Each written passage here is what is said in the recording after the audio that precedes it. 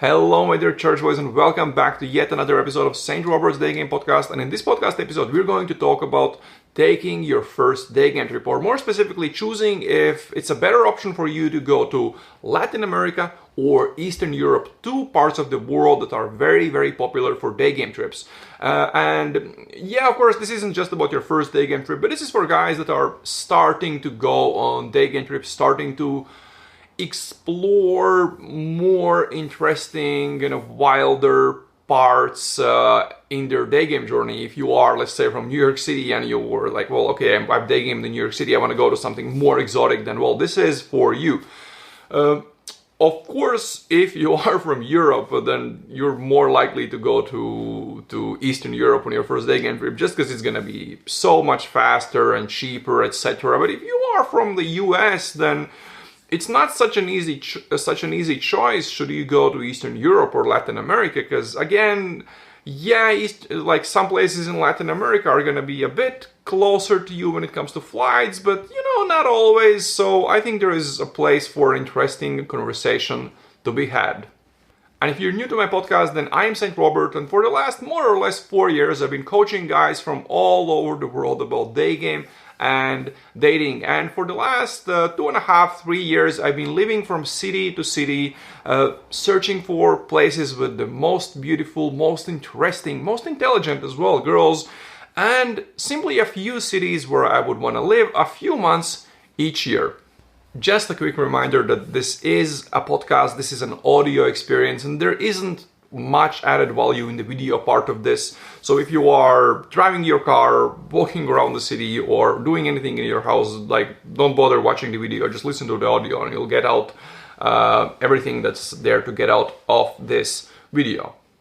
We're going to be talking about several topics. First of all, we will cover the types of girls in these parts of the world. So what should you expect when you go there? And when you know that, you can kind of, if you know that you don't like girls with big booties, maybe don't go to Latin America and stuff like that.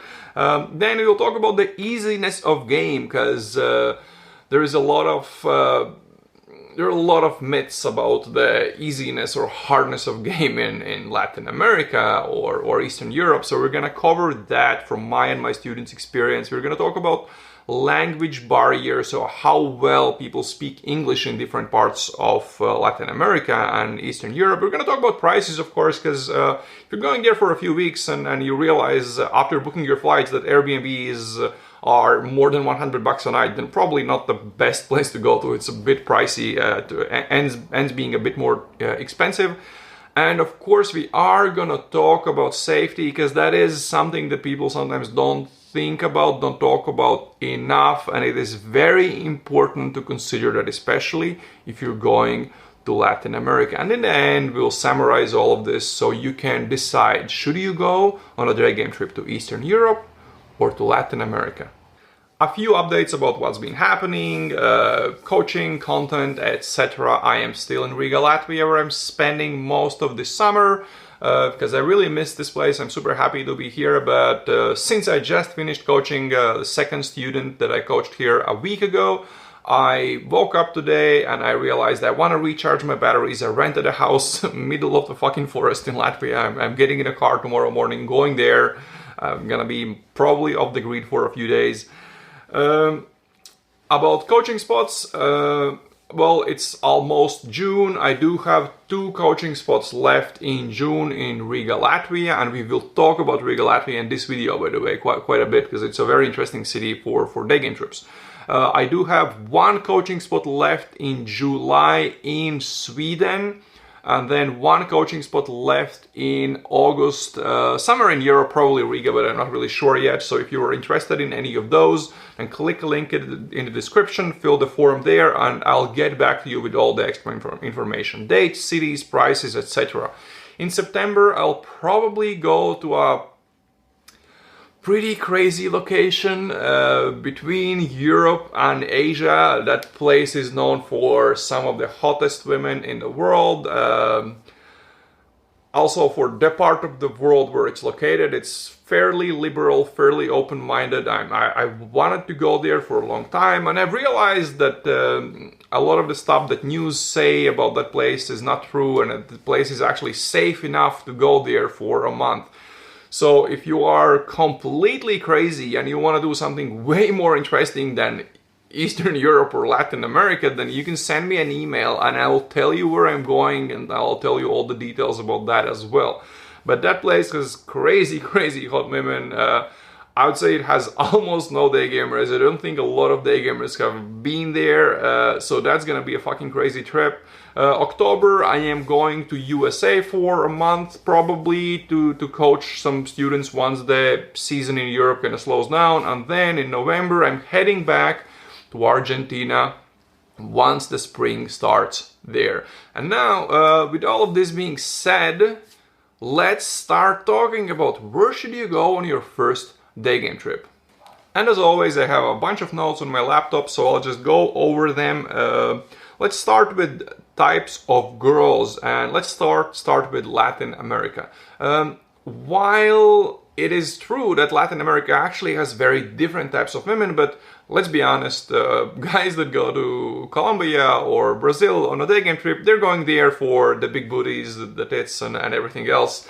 And honestly, before going to Latin America, I never understood why guys go so crazy about booties. I've never been a booties guy myself, but once I went there, you see that even a tiny, tiny petite girl who doesn't have the biggest booty, like you see that booty is so fit, so amazing. They know how to move those booties. It is incredible. So if you are booty curious or that is your thing, then you'll find that definitely you'll find a lot of that in Latin America.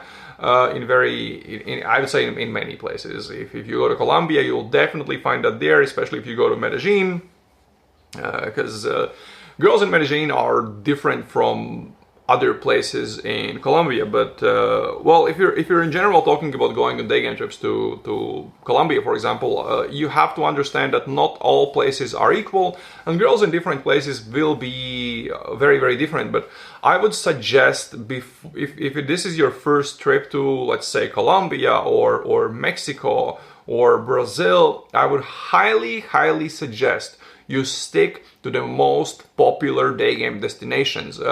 Why? Because there are reasons why those destinations are so popular, and there are many expats, there are many tourists. So it's not that it's safer, but there is more information online about safety about these places, but we'll talk about that a little bit later. But yes, if you are going on a day game trip to Latin America, seriously, I highly suggest you stick to the most popular, most typical places. Okay, so Latin America, booties. Let's talk about Eastern Europe. And the stereotype is true. If you're talking about Eastern Europe, then there are kind of more petite, innocent-looking girls, kind of very much more feminine than you would find in many places in the US, much more feminine than you would find in many places in Western Europe.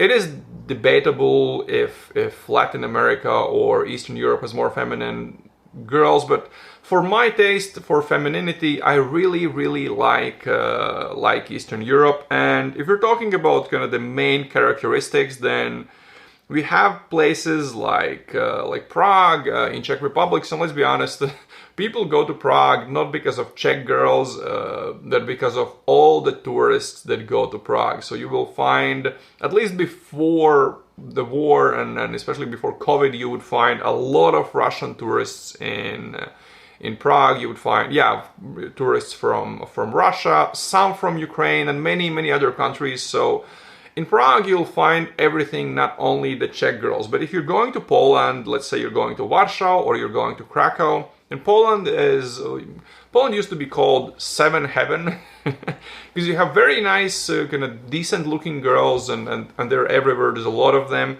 But if I had to tell one thing that I associate Poland with when it comes to women, I would say that is tits. Because that's the most typical thing for Poland. There's a lot to be said about Poland when it comes to the easiness of the game, because it's not a place where they have like the craziest hookup culture. It's a fairly religious place, but we'll get to that. Now, let's talk about one place where people don't go on their first day game trip, but it comes on their radar once they've been to Poland and to Czech Republic's Hungary. Budapest, Hungary has petite, very, very petite girls with amazing tits, amazing asses, that whatever is that hourglass or whatever is that thing, that shape called. There's a lot of that in Hungary.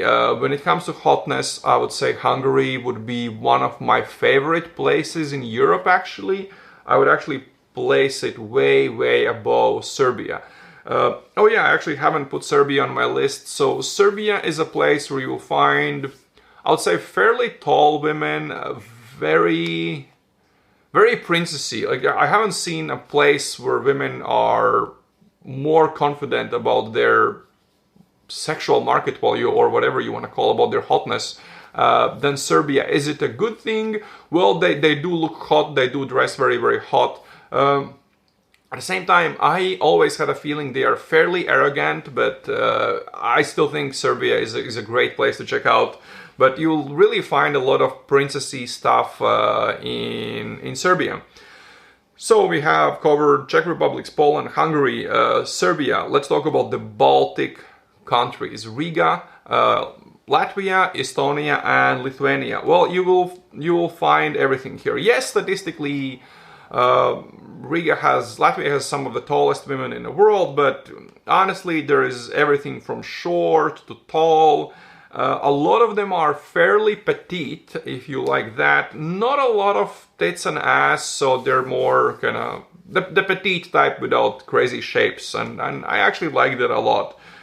So that I would say it's the place for the beautiful, petite, innocent looking girl, and I love those types of girls. So this is it about types of girls, and now let's talk about how easy is it to day game in these places. When it comes to easiness, we have to start with Latin America, and let's start with one of the most popular day game trip destination, especially for the first day game trip for guys from US, Playa del Carmen, Mexico, near Tulum, which you probably heard about, near Cancun, where a lot of Americans go on vacations. Cancun, don't like it at all, just because it's just all-inclusive hotels, people partying on the beach, not my scene. Tulum is super small. It's divided into parts. There's the part near the beach, and there's the town. If you are living in town and meet girls on a beach, which is the thing to do there, it's going to be super hard to get into town, because there is a reason why they're living on a beach.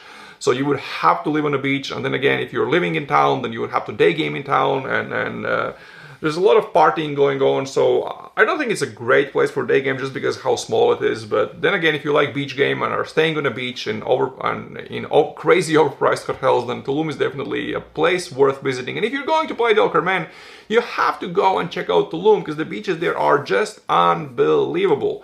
But as the main destination, of course, we're going to be talking about Playa del Carmen. This is a place where I spent around 2 months, not this summer, but the previous summer, winter. And well, Playa del Carmen is easy. If you can't get laid in Playa del Carmen, you won't get laid in most other places. Playa del Carmen is kind of like the beginner's version of day game trips. It's sort of like Prague. It's full with tourists. People are going there for, as Tusks likes to say, people are going there for a good time. For a good time, not for a long time, or whatever was the saying. So people are going there to have fun. You will see a lot of girls on vacations there, a lot of nomads, and just maybe even some backpackers. I think it's an amazing place if you are taking your first day game trip to Latin America. It's relatively easy. It's relatively safe. So I would say, yeah, Playa del Carmen, one of the easiest places I've ever been to, and relatively safe. So I think it's a great destination if it's your first time leaving US and going south of the border. Now let's get to Colombia. Of course, Colombia is hugely popular with day gamers.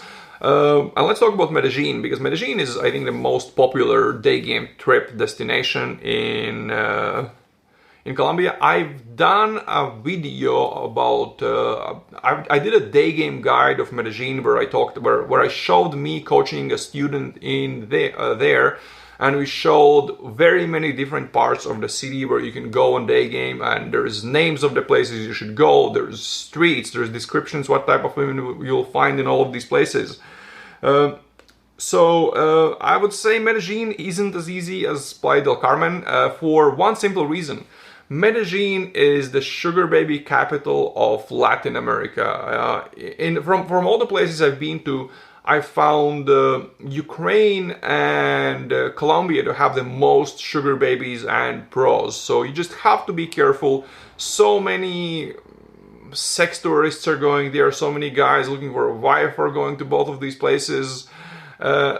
So local girls know how to adjust, especially if you live in an environment where it's so hard to make any decent money and people are just earning very, very little money. The life is very, very hard there. If you go there and you live, even in the most touristic places, you'll see that people are living really hard lives. And of course, they are using the opportunities of foreigners coming in, trying to date all these girls, and you will, if you go to Medellin and you don't end up in a situation where a girl tells you that she's a prostitute when she's already at your place, then you haven't been to Medellin. I was there for a few weeks and we were 3 guys in one huge ass apartment, like, I don't know, like 4 bedrooms or even more.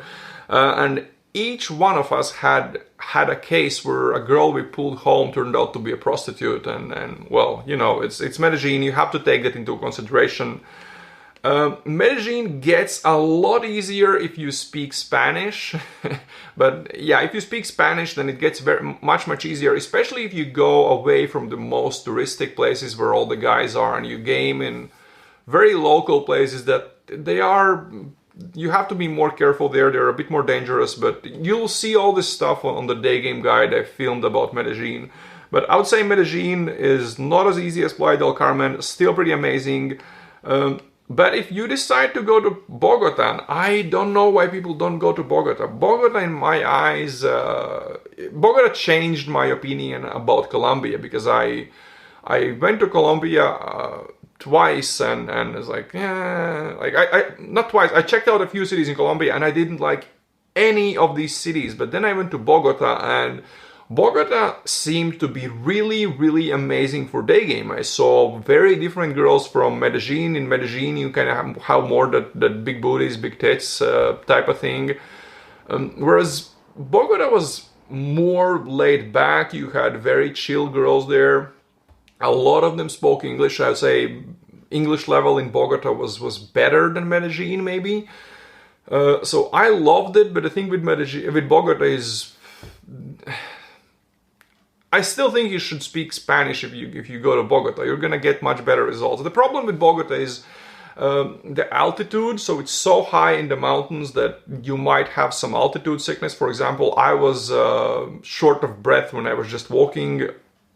Just day gaming, walking on the street, or even when I was talking on the phone, I was just short of breath all the time. So it might take some time to get used to the altitude, but if you don't have any problems with that, then I think Bogota is actually easier than Medellin, just because it's not a popular destination for guys. The weather there sucks though. It's sort of like a cold spring all the time. It's fairly rainy. It's not the typical Latin American weather, so yes, it's great for day game and girls, but it's not as great for the weather. Okay, this is about Medellin and Bogota and Playa del Carmen. And I don't want to talk about Brazil, because Brazil isn't really a typical first place where guys go on day game trips, and I haven't been to Brazil yet, but from what I've heard, Brazil does have a more serious language barrier problem. People speak less English there than in places like Medellin and Bogota. And if you decide to be a complete nutcase, complete hardcore, and you're gonna say, fuck this, St. Robert said Argentina has the hottest chicks in Latin America. I'm not saying that's the truth, but like they're really, really, really hot. And you decide to go to a place like Buenos Aires, for example. Buenos Aires is gonna be really hard when it comes to day game. But again, hotness is next level, but is it worth for your first day game trip? I really don't think it's a good idea. I think for your first day game trip, if it's a solo trip, if you're not going there to get coaching, I think there are better places. Just go to Playa del Carmen, go to Medellin, go to Bogota. But in general, unless you're going to places that are known to be hard in Latin America, they are going to be way easier than Eastern Europe. And now, okay, let's talk about Eastern Europe, and we're going to talk again about like, the Prague, Poland, Hungary, Baltics. Prague, in my opinion, is the easiest city for day game trips just because of all the amounts of tourists. There is a reason why Prague is so ridiculously popular. There is a reason why I don't go to Prague on my day game trips, or why I don't really go to Prague to coach anyone unless they specifically request it. It's just there are day gamers everywhere in Prague just because it's such a great city for day game. Even though it's overgamed, I still always suggest guys that I coach, I say, hey, go to Prague. It's a great place to train, to practice your day game skills just because there's unlimited traffic with all the tourists if you go there during the right season. Okay, let's talk about Poland. Poland is, the one problem with Poland is not really the first date lay country. So if you go to Krakow, a student city, go there during the right season, yeah, because if you go there during the summer, I don't think it's as good. I haven't been there during the summer, so, and if you're going there, I would say join our group chat and ask in our group chat about any place you're going to. Hey, how is this place at this month or this month? And because we have around 300 day gamers from all over the world, and a lot of them travel, so a lot of them have experience, and they'll be able to give you some information on the travel destinations. And if you want to join the group chat, just go to my website, strobert.blog, sign up for the mailing list, and you'll get an invitation link in the welcome email. So super easy. Okay, Poland, easiness. Not as easy, just because it's not a first date country. But again, it's a must-do place. It's a must-see place as a day game trip, just because there's a lot of girls. They're very cute. I think it's a great place that you should check out. Again, not the easiest, but easy compared to, I don't know, Hungary. So when it comes to Hungary, yes, Hungary has very, very hot girls, but it is not an easy day game city. I think it's for a big part because it is a popular destination for boot camps. There are so many boot camps being run in Budapest, Hungary, that girls just have seen way too much day game there. And you can kind of see when you're opening a girl and she's been opened like 20 times before, you can see that reaction. And I got a lot of those reactions in Budapest, Hungary.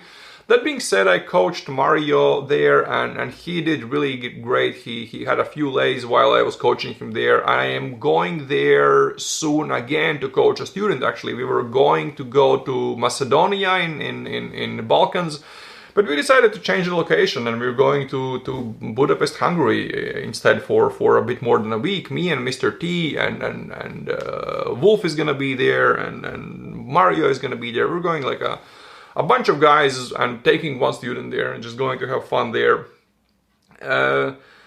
So super hot girls, definitely not easy. Even if you go out on dates, it's not as easy to get laid on those dates. And your game on the street has to be really tight. Because when I went there, in the beginning, they wouldn't stop. Then they would leave right after the compliment. Then they would leave right after when I start storytelling. They just wouldn't give a fuck. But I adjusted my game there. I started doing much stronger stops, much tighter game, especially in the beginning of a set until I reached the hook point. And when I started doing that, yes, I was starting to get, not numbers, I was starting to get their Facebooks, because Facebook is what everyone uses in Hungary to like, instead of WhatsApp, they use Facebook. But the more I improved my sets, the more numbers I started getting. But then again, getting those numbers out on dates was pretty damn hard.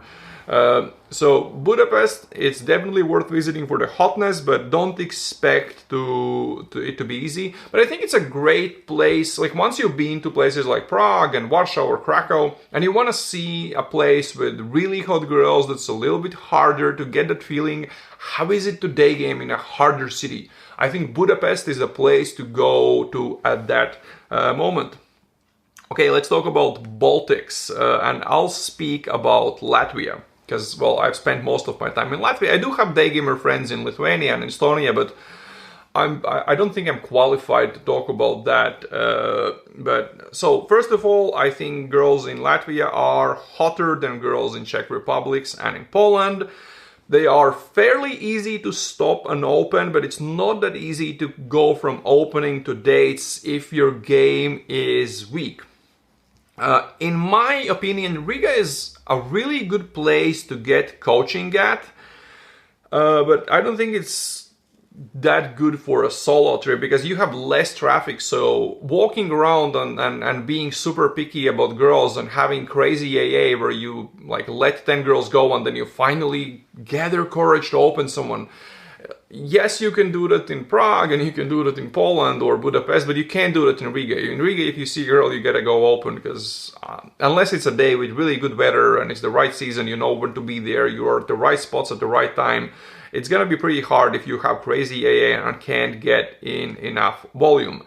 So you also need tighter game, and I would say in Riga you need to know the right places to be at the right time. So a lot of day gamers are day gaming in the wrong places in Riga when they go on day game trips there. So because of this reason, I think if you are going on a solo trip, then Czech Republic, Poland, Hungary are great, and Riga I would say is better. Like save Riga for when you're getting day game coaching. Honestly, that's kind of what I think.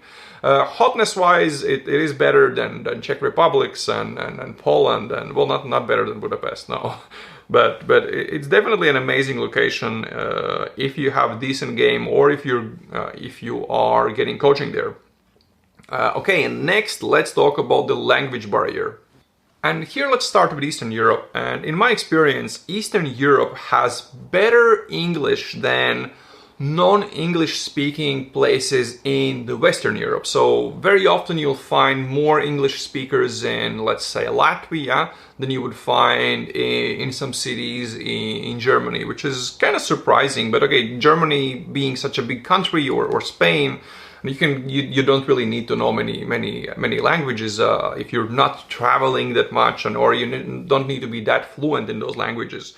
I would say Baltics, so Latvia, Estonia, Lithuania have very good level of English. Almost everyone speaks English with some exceptions. Prague in Czech Republic also has fairly good level of English. You're not gonna have any problems day gaming there. Hungary is good enough, although worse than other places on the list. I'd say Krakow in Poland, out of all these places, has the lowest level of English of all the places I've been to, but it's still better than most places in Latin America, and it's 100% day gameable in English. And well, in Latin America, it depends on where you go. If you are going to a touristic place like Playa del Carmen or Medellin, enough people will speak English as long as you're staying in the touristic areas of the city. And even if they don't, you just open, they don't speak English, look for the next one. Enough people will speak English to day game there. Surprisingly enough, by the way, Bogota had incredible level of English. Most people spoke English there, and very, very good English, which is not typical for most places I've been to in Latin America. Most other places I've been to had fairly low level of English. And if you're talking Buenos Aires, again, for the crazy motherfuckers who decide to go that far on their own, yes, you can day game in English in Buenos Aires, but it's super hard to do anything else there in English, like ordering anything in a restaurant, in a bar. People working in those places have a fairly low level of English. Also, taxi drivers almost never spoke English, so while you can day game, your everyday activities will be very, very limited when it comes to day gaming to living in English in Buenos Aires. Okay, next let's talk about prices. And surprise, surprise, Eastern Europe, when it comes to Airbnbs, is cheaper than many places in Latin America, which is totally opposite of what I would have expected. I would say now with travel picking back up, tourism picking back up after COVID, and with many people moving from Ukraine to other places in Eastern Europe, yes, the Airbnb prices have gone up a lot, and I would say you will still pay around 50 euro a day, even in places like Riga. But if you are kind of willing to stay a little bit further away from the city center, or maybe you're staying for a month, you can definitely get a little bit better price, but still you'll probably pay around 50 euro or 50 bucks. It's almost the same per day. In Latin America, if it's a popular tourist destination, let's say it's Playa del Carmen, or it's Medellin, or even Bogota, then finding something for 50 euros a day is not gonna be as easy. You'll still find options, but 50 euro a day will be like the minimum threshold, and then it gets more expensive, which for me was very, very surprising.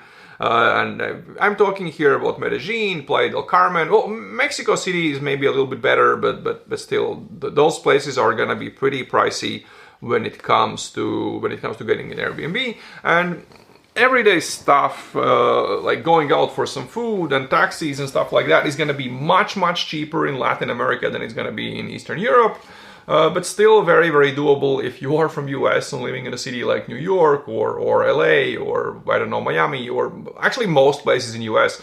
Eastern Europe is still going to be very cheap compared to where you're from. And let's talk about safety, and let's start with Eastern Europe, because this is going to be very short. Eastern Europe, if you're staying in the right parts of the city, or rather I would say if you're not staying in completely stupid parts of city, because it's fucking safe. I would say most places in Eastern Europe are safer than Paris, London, Barcelona, and most other places in the Western Europe. Because in places like Barcelona, you have so many pickpockets and other crime. It's just, you have to kind of pay attention to your surroundings, whereas Eastern Europe is much safer. Well, when it comes to Latin America, that is not the case. In Latin America, if you are behaving like a tourist, it is dangerous. You must know the basic safety rules. So I'm not gonna go too deep into this, because for your first Daygame trip you probably don't need it, and you can Google about it, but let's just quickly run over the most basic rules for safety in Latin America. Number one, don't be a moron, don't use your phone on the street. Your phone has to be in your pocket. If you have to use a phone, go into a store, go into a restaurant, something, pull out your phone, do what you gotta do, check where you have to go or whatever else. Put it back in your pocket and then go outside. Don't use your phone on the street in Latin America. Maybe like Tulum during the day is an exception if you are in a safe part of town, but in general it's it's not a smart idea to use your phone on the street in Latin America. If you have your fucking fancy AirPod Pros or whatever, don't use them, because again, it just shows that you have headphones that cost 200 bucks and you probably have a iPhone, whatever, yeah, and you're just waving a flag. I have stuff. If you need money, you can take it from me. I have stuff. So, and people who are looking for the type of stuff, they will rob you. So don't be stupid like that in Latin America. Do not walk around at night after dark, except maybe on the most touristic streets. But even there, even that is sketchy. You have to always pay attention to your surroundings in Latin America. You can't be walking down the street and listening to music. It's just not a good idea to listen to music while you're walking down the street there, especially after dark.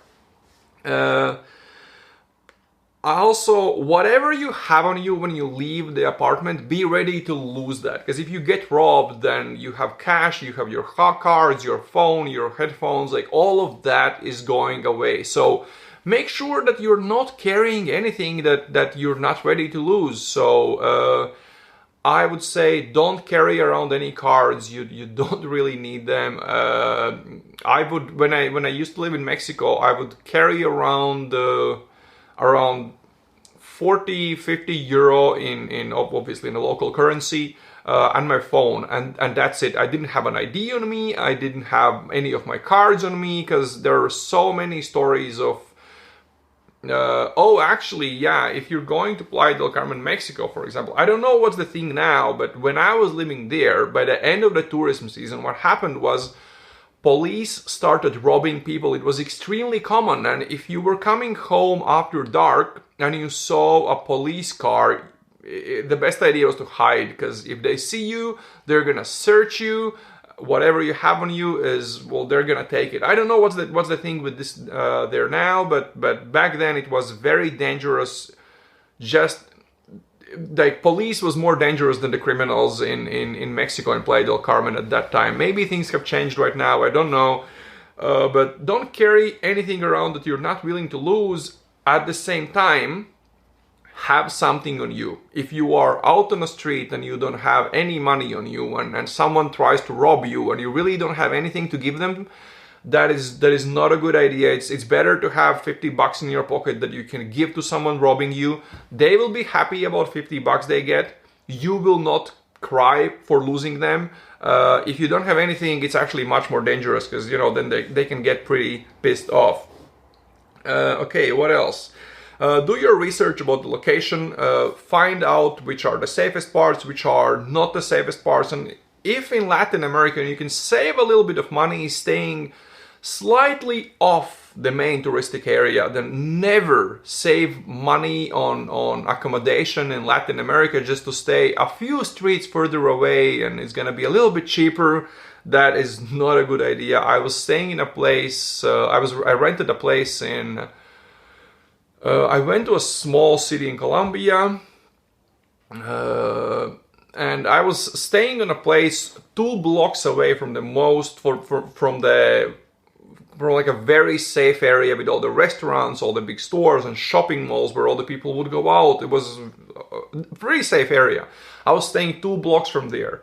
At the same time, I was staying 2 blocks away from the only neighborhood where they sell heroin on the streets, and I actually went for a walk in that neighborhood during the day, kind of like the safest part of that neighborhood, and I saw those little like plastic baggies laying on the street that people sell drugs in.